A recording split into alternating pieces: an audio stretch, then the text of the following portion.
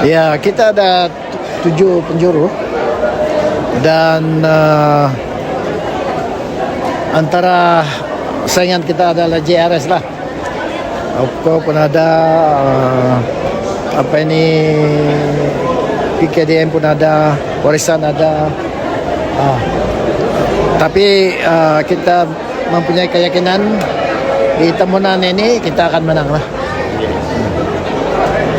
Apa suara rakyat Tambunan untuk di sini dan hasrat untuk direalisasikan? Seperti yang dipaparkan oleh pusat-pusat kata pusat pengundian, antara aspirasi mereka ialah supaya Sabah ini macam Sarawak, ya, supaya hak 40% itu dilunaskan dan layanan yang adil, perjanjian Malaysia itu dilaksanakan. Ya. Mungkin Datuk boleh ulas sedikit tentang pendirian STAR keluar daripada JRS atau yang komen Datuk lah. Pendirian STAR memang selaras dengan aspirasi rakyat, iaitu kita mau supaya Sabah ini dipimpin dan diurus oleh parti-parti tempatan, dan kita juga mau supaya hak-hak dalam Malaysia dalam perlembagaan itu dilaksanakan. Kita mau sebuah kerajaan yang kuat, yang kami biasa cakap di sini, yang tidak kena pinggang belabak, berarti yang tidak boleh ditekan dan diugut sewenang-wenangnya. Dan kita mau supaya ada kerjasama di antara 3 wilayah ini, Sabah, Sarawak dan Semenanjung lah. Datuk, mengenang kembali perjuangan Datuk lah dalam Akta ISA sebelum ini, bagaimana untuk seruan itu kepada para pengundi 29 November ini? Sebentar tadi kita memperingati sedikit tentang perjalanan perjuangan itu, dan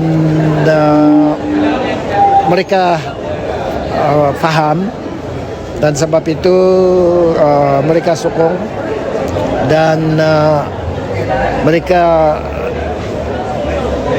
inginkan bukan hanya kerjasama di antara pusat dan negeri, tetapi menghormati ke atas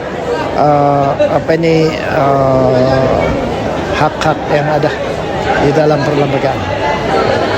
Soalan terakhir Datuk, apakah tawaran STAR untuk pengundi-pengundi di Sabah ini? Memang banyak, kita ada 9 trust, tapi mungkin tidak ingat semualah. Satu daripadanya kita mau supaya status Sabah dalam Malaysia ini dihormatilah sebagai rakan kongsi. Kita mau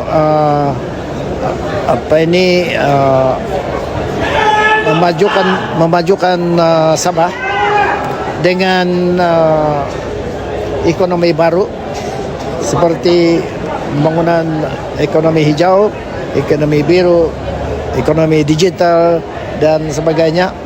Dan untuk membolehkan kita membangunkan potensi kita, kita perlu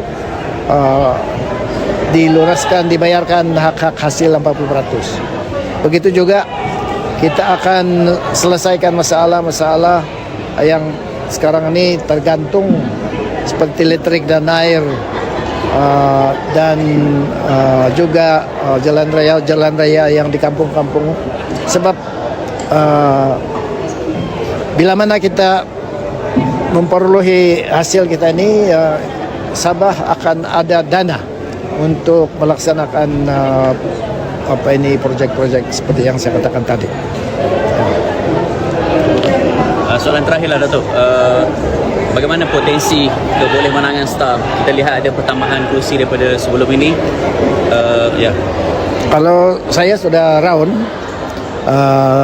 di sini pendalaman di Pantai Timur, di sebelah utara. Dan saya yakin Asta akan dapat memperoleh kemenangan yang memperangsangkan lah. Sebagai contoh di pendalaman ini, semua kursi yang kita tanding mungkin 90% akan kita menang. Di Pantai Timur yang di Lada tu kita akan menang di Tungku. Di Tawau mungkin 2-3 kursi lah. Dan di sebelah utara kita juga yakin kita akan menang di Bendau, di Bengkoka, dan kita ada harapan juga menang di Banggi dan di Tanjung Kapur.